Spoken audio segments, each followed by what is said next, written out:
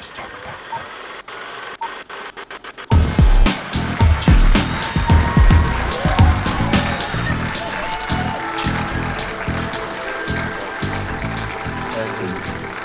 That's the longest walk.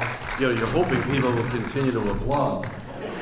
Imagine walking all that distance in this total silence when I come in. It's me, I'm here. Hi, everybody. Good morning. So, I hate these things between me and the audience. So listen.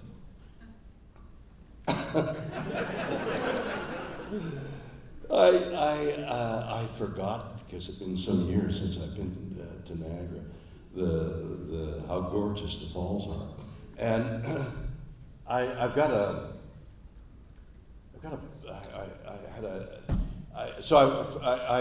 forgotten how beautiful the falls are.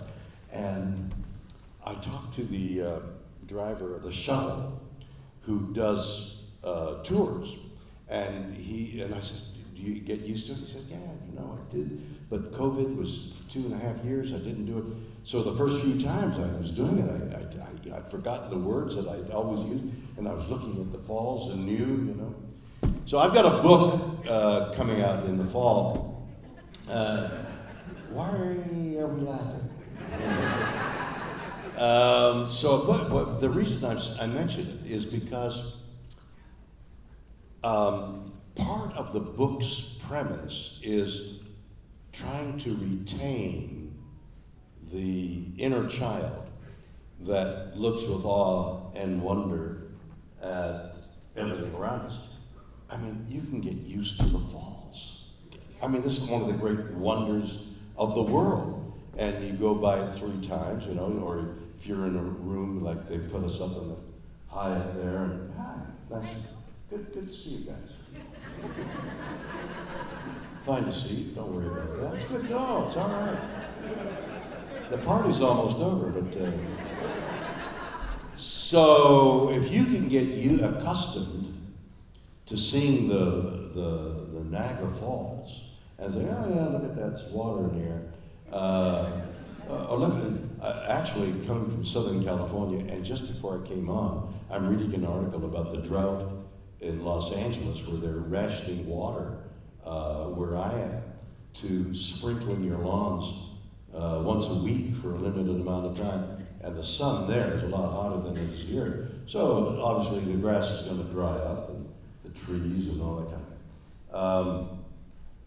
But what I was saying was getting accustomed to something, whether it's your child or something you're eating or how you're feeling, or the majesty of the falls and everything around you, how important it is to keep that inner child who's always like, oh, look at that, what's that, what does that mean? The more you can do that, the more you can retain being in awe of the wonder of the falls. I lived in Toronto for quite a while.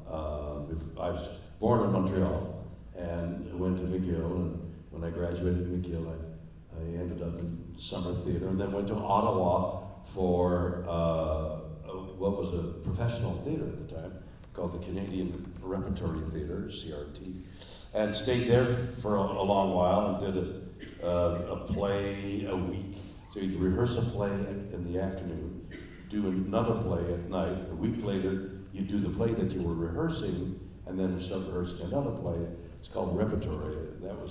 And then I went on from there to Toronto and the Stratford Festival. In that time, I did a commercial close to Niagara, and when I come back to Niagara, as I have from time to time, I remember that moment when I shot that commercial. It was like, usually shooting a movie or commercials, I sit around, God, what are the words, get it fed, do it again, and it's actually boring until the moment the cameras are going, and then you try to overcome your feeling of boredom. But that afternoon, shooting in southern Ontario, near the Niagara Falls, the commercial was for a store, vegetables, a grocery store, where you buy your food. And so we were eating food. We were doing steaks. I guess it was the meat market or something. Anyway, there was a long line of people at a barbecue round table cooking a steak. And it was the time of year, and you don't have to tell me when the peaches, when the fruit on the trees were just ripe.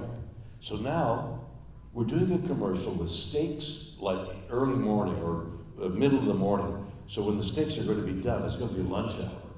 And the fruit was ripe to pick off the trees. I'm in a commercial in Canada. And then, of course, the steaks, they go, all right, we've got burning a steak here, get more. And people come with more steaks. They do this pile of steaks that everybody was going to eat for lunch. It was like, there was no boredom there. It was incredible. Southern Ontario was at its finest, as was the falls and as was the meat. It was a glorious moment. It was so many years ago, and I've never forgotten the feeling of the sun and the fruit and the meat and the smell of the meat on a barbecue. Can you imagine what that was like? So that's embedded in my memory of Southern Ontario. Every time I start with the word Southern, the word California starts to appear. Southern Ontario. Anyway, I received just before coming here, the night before last, with Henry Winkler presented me at a large gathering, a Lifetime Achievement Award, and I didn't know what, who deserves an award for a lifetime? I mean, you do your lifetime. Everybody gets an award for just making it through your lifetime. I mean, this is what I said to the audience, why me? I mean, I did all the things I just said. I went to McGill, I got there, and then I went to New York, and then I went to Hollywood, and I said, and here I am. And they applauded. I said, what are you applauding about? I just sort of blundered my way through it all, and fate took me by the hand and pushed me in direction, and why do I deserve an award? Was the whole premise of what I was saying. And what I had thought was that keeping alive that inner child, which is what I've tried to do, both as I run around trying to do as much as possible and write these books, which may or may not have any value, but the theme of being aware of our lives, that's the achievement. We all live our lives. So I said to them, I guess the only achievement I could point to, as I just said a moment ago, was trying to retain that ability to be in awe of everything around us, of nature, the stars, and the worm, What do I want to tell you? I recently was at the Kennedy Center in the United States, which is bigger than, I'm trying to think of Toronto, and Massey Hall, bigger than Massey Hall, the Kennedy Center in Washington, and I was asked to entertain there. And this two guys, a guy by the name of Robert Chernow and I, especially Robert, Dan Miller of a group called They Might Be Giants was responsible for some of the music, but Robert and I wrote the lyrics to these songs that are in this album that's out there now called Bill. But we were so enjoying the act of creating these songs, which were based on events in my life. So, for example, that in Bill, the album that's out there, one of the songs that I would point at is me leaving home in Montreal on my way to Toronto. And I'm crossing a bridge, and I've forgotten the bridge, but it must be over the St. Lawrence River. And I'm in this cheap little English car, the little two-door, anyway, Morris Minor. It was a Morris Minor that I bought, used in Montreal for $400. My father had lent me the money. And I'm driving with all my belongings across the river and the bridge. And an 18-wheeler is coming at me. And that 18-wheeler pushes this envelope of air. And so the air pushed my little Morris Minor almost over the bridge. And in that moment, I thought, God, if I go over the bridge and drown, all my belongings are here. It's like I never existed. I mean, that's how ephemeral all our lives are. But I survived, and the song is about how we all are crossing a bridge, and we all have 18-wheelers coming at us, and that's the name of the song, The Bridge. So we had a number of songs, because of the joy of writing these songs. We had a number of songs left over. And when I was asked to entertain at the Kennedy Center, at a big opera hall, seating 3,000 people, tiers of balconies there. I mean, it was like monumental. And they weren't going to televise it, so I said, I'll pay for the television, and they weren't going to record it with any fidelity. I said, I'll pay for the fidelity recording. So sooner or later, there's going to be a show of me performing live at Kennedy Center, the songs that Cherno and I wrote. And it was the week after Earth Day. Did we have Earth Day here in Canada a few weeks ago? Well, that's when I did it. And 5 of the 6 songs are about the planet and how we're destroying the planet. And by the way, in this speech I gave to getting this award, I said, and one of the questions is, I was saying, you got to keep asking questions. And I said, one of the questions I would ask is, how can we be at war with the planet burning? And so the whole evening was about our joy and our concern about our planet. The last song, which was about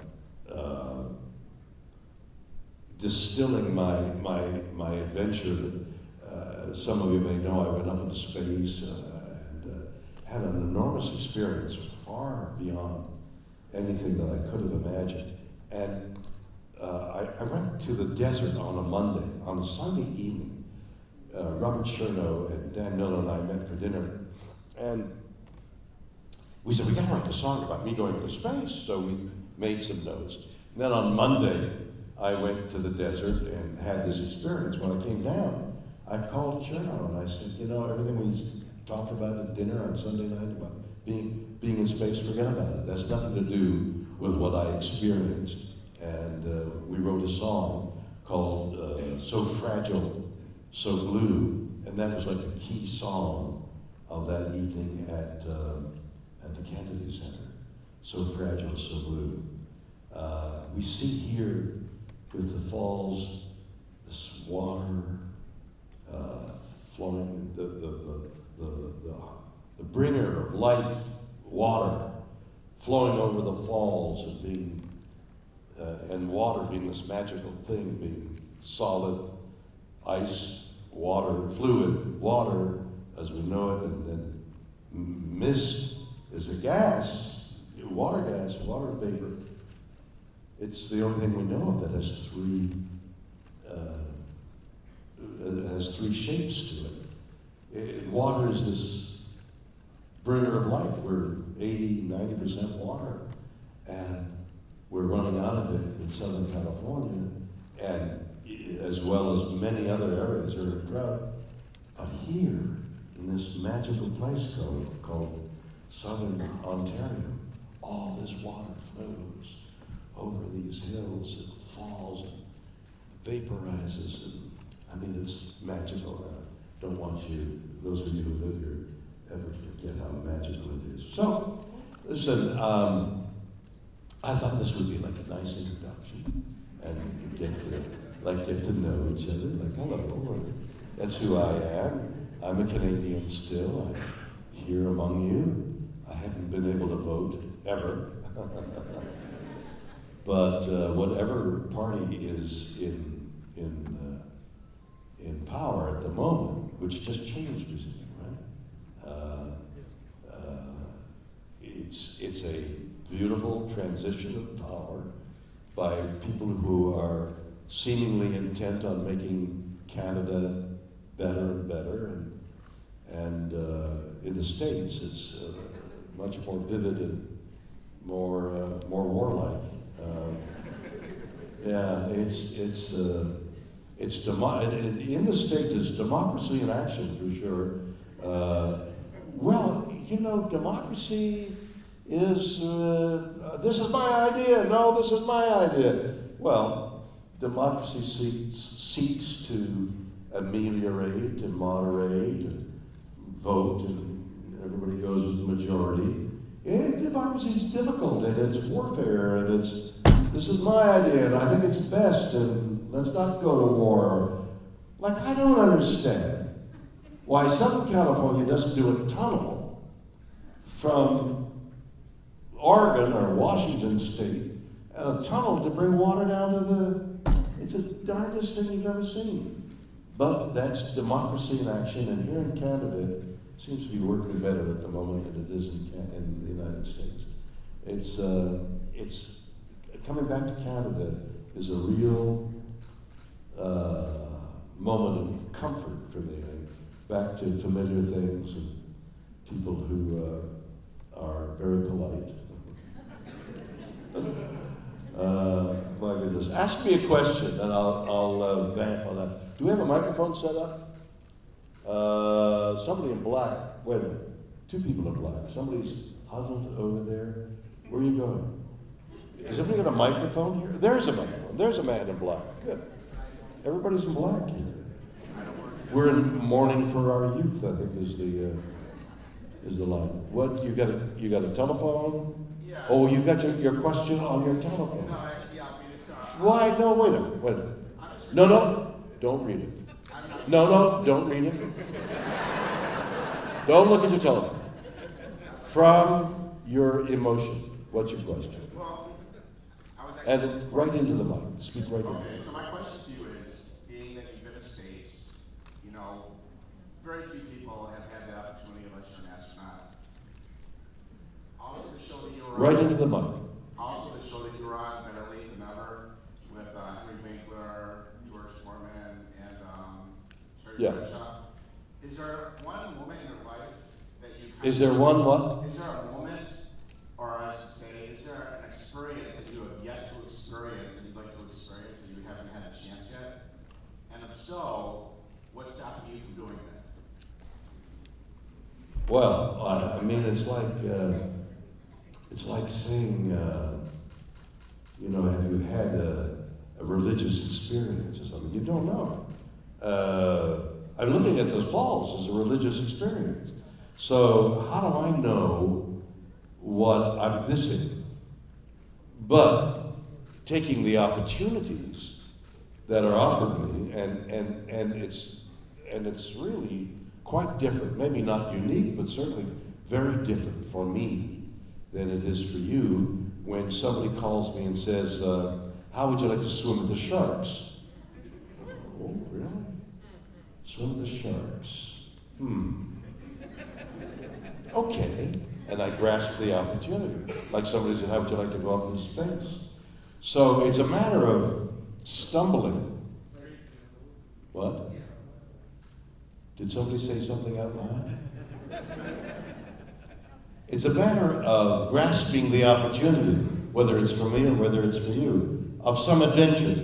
So this guy, Josh Gates, who has a program called Adventure or something or other, and he goes off on these adventures. And he called me. He said, how would you like to go swim with the sharks? And I thought, well, I've been a deep sea diver. I've been a diver for many years, and I'm seen sharks so far, and everyone, oh, it's a shark, it's a shark, and get out of the water.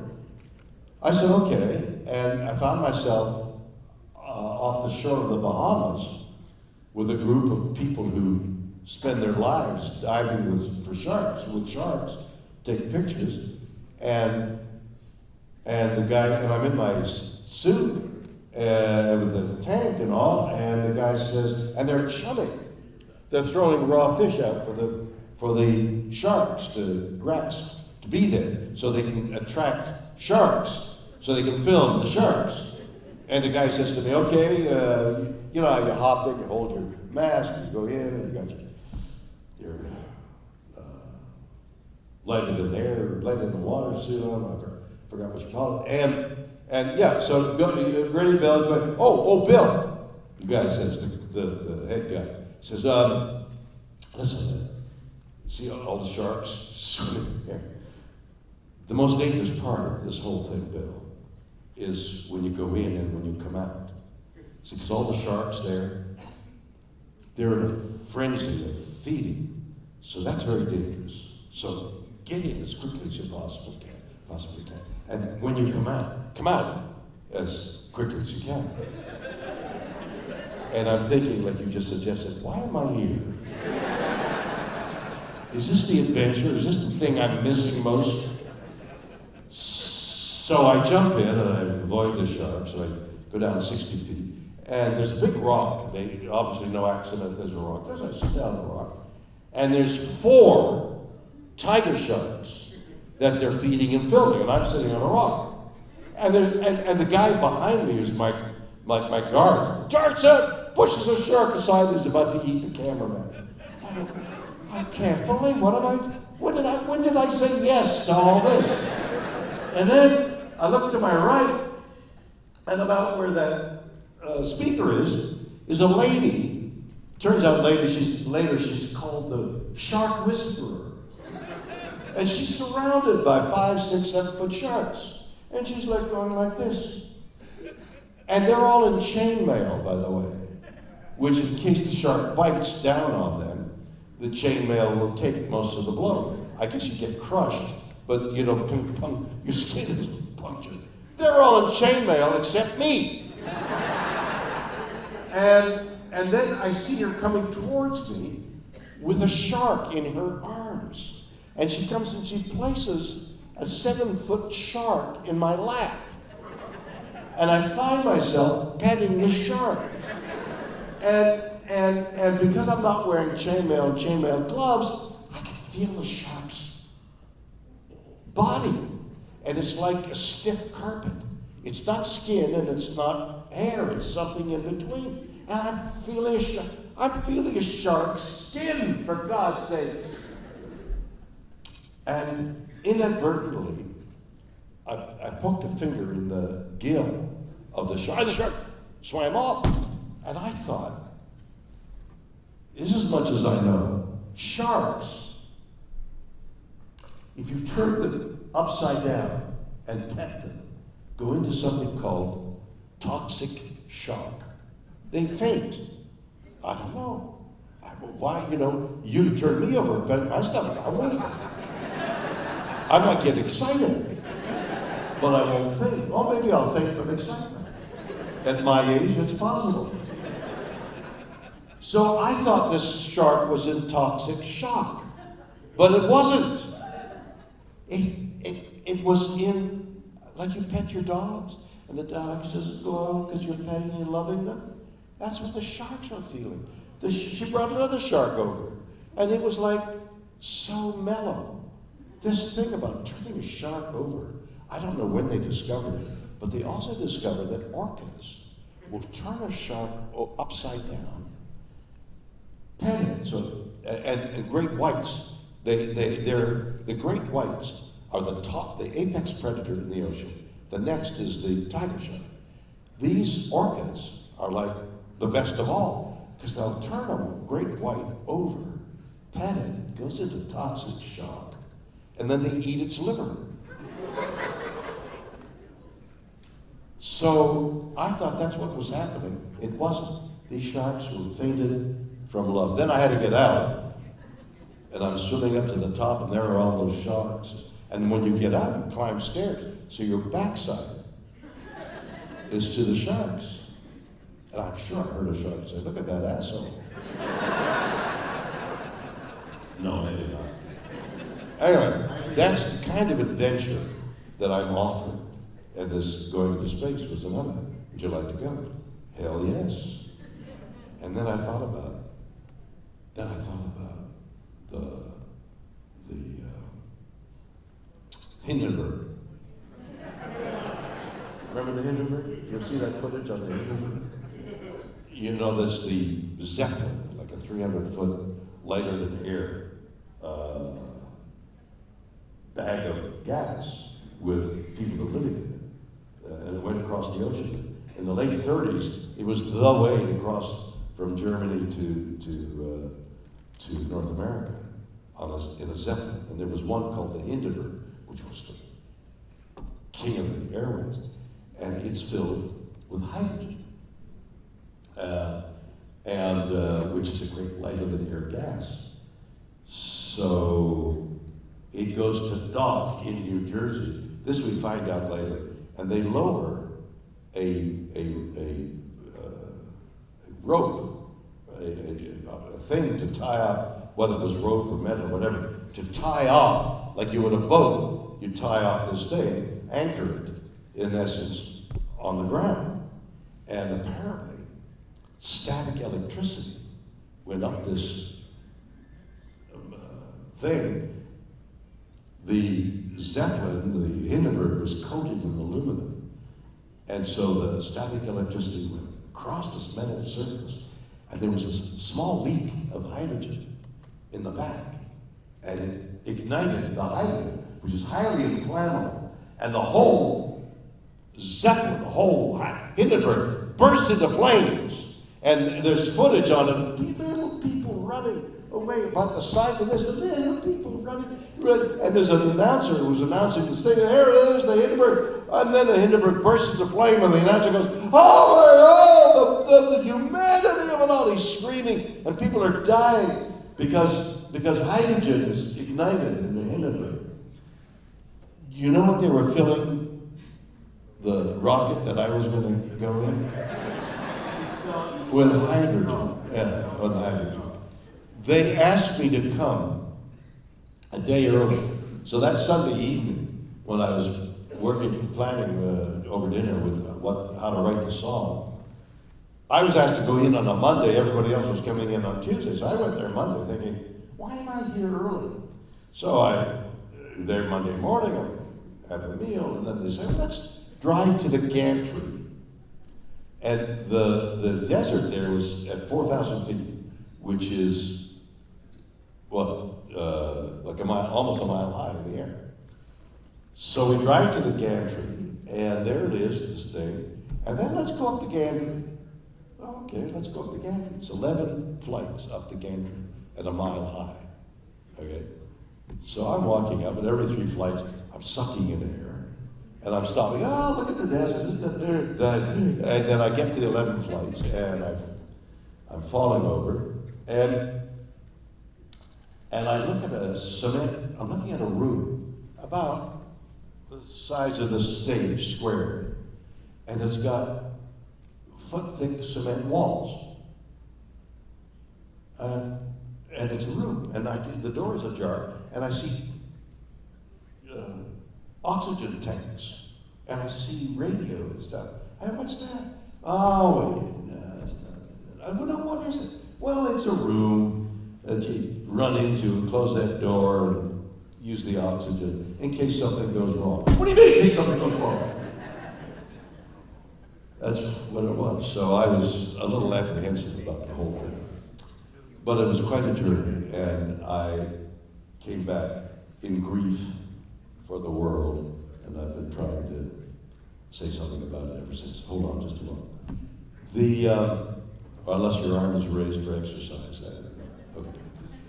I got a bit of a surprise for you, and it's unusual. It's never happened to me. Maybe it's happened to you guys before. The mayor is here, and he's going to give me the key to the city of Niagara in front of it. Now the problem with the key to the city is finding the lock.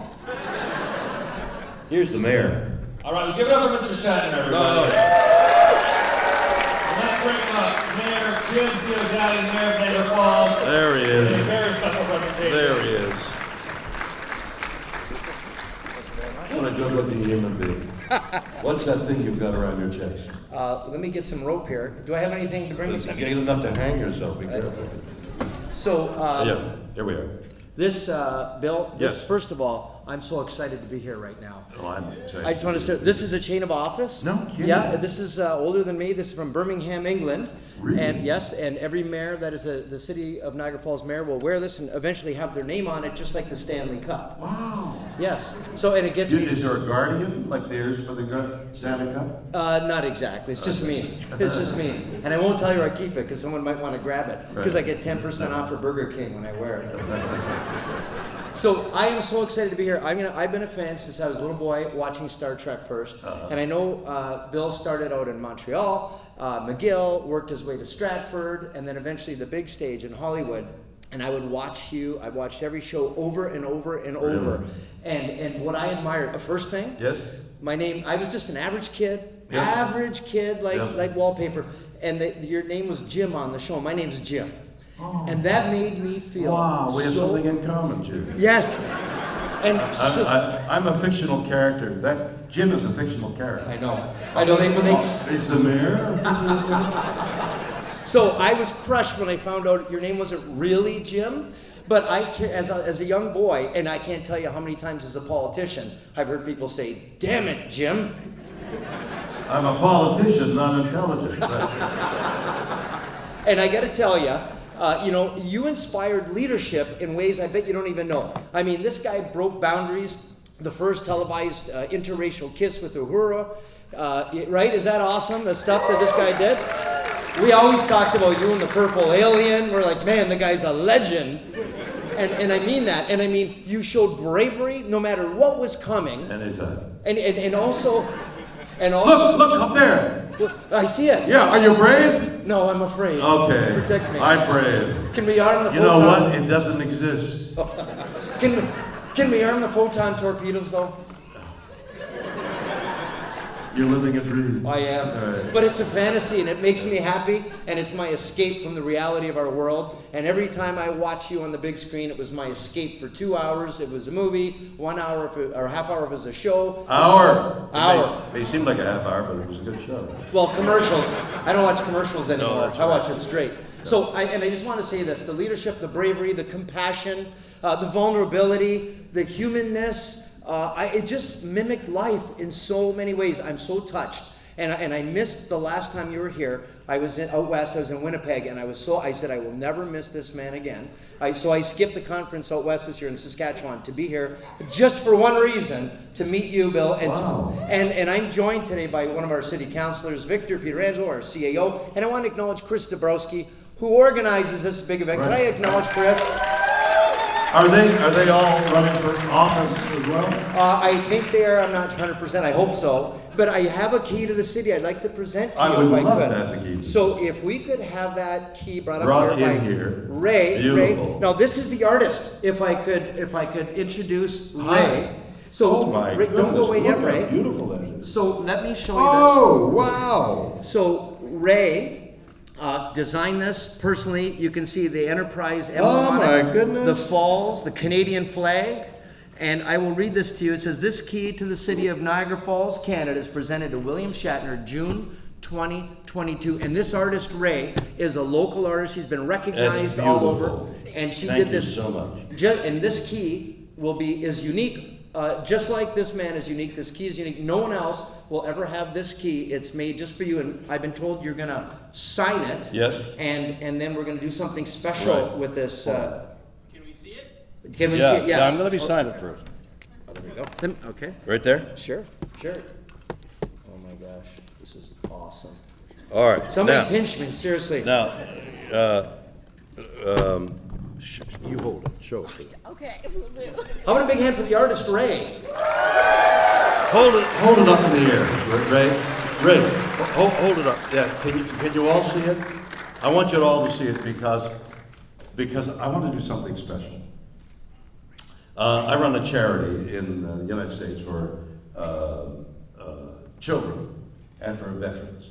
A lot of it is hippotherapy, therapeutic work through horses. And it does miraculous things for kids who are in need and for veterans who have many of the same ills. What I'd like to do is auction this off with the funds going to the kids and to the veterans, okay? So this, as you've heard, is unique. There's nothing like this in the world. Nothing like this beautiful thing that Ray has created and has been given to me, and I accept it with great passion because I love this area, I love this city. I've been here many times as a citizen coming through and on my way driving to Buffalo. I love this area, I love Niagara, and I really am proud to have this key to the city, and I want to auction it off and let the highest bidder take it home with my and all our good wishes. So, did we want to open it up to everybody in the building, or just the people here? I need some help. What do you think? How many people think it should just be amongst you here today? Make some noise. And can I ask a question, Bill? Please. No, Ray Kelly's the artist. Would you be willing to be in the picture with them if they bought this key today? Absolutely. Okay, there you go, folks. Okay, so hands up. Let's just start bidding. How much? Wow. Wow. Wow. I hear 5. Do I get 6? Do I get 6? Will I get 6? 6. Do I get 7? 7. Give me 7. Give me 7. 7. Yes. Who's got 7? I got 7. You got 6. I got 7. Get 7. 8. Wow. Hands up. Hand up for the 8. The 8. Hey, I got 8. Got 9. Give me 9. 9. 10. Give me 10. Give me 10. Give me 10. Give me 10. 10. Give me 11. Give me 11. 11. Oh. Wow. Give me 12. Give me 12. Anybody else back there? 12,000. Go. 12. And listen. It's a contribution to a charity. And I don't know how it works in Canada, but in the States, the charitable contribution is deductible. This is an official. Well, I mean, seriously. So, I got 12. I got 12. 13! Wow. Oh. What, 35? 13.5. 13.5. 14. 15. You gotta go 16. Hey, deductible. I don't know how it works in Canada, but if this were the States, after that comes off. 16. Go 6. Oh, 16. 16. 16 once. 17. 16.5. 16.5. 16.5. Over there, 16.5. You raise your arm. That's how I bought a horse. I raised my arm to scratch my, but 16.5. Gone. 16.5. Come over here. Come on down. Come on down here. Oh yeah, can I get a photo with you? Absolutely. Yes. Come on down here. Come on up here. Yeah. Can we get a couple of shots? Go ahead. There you go. Now, you got the shot. You got it. Wait a minute. One more. The mayor's important, but she's giving $65,000. Okay, awesome. Let me get out of the way. We're bankrupt. Come here. We're bankrupt. What's your name? Annie Annie what? Winsboro. Annie Winsboro, $16,500. My husband Kevin.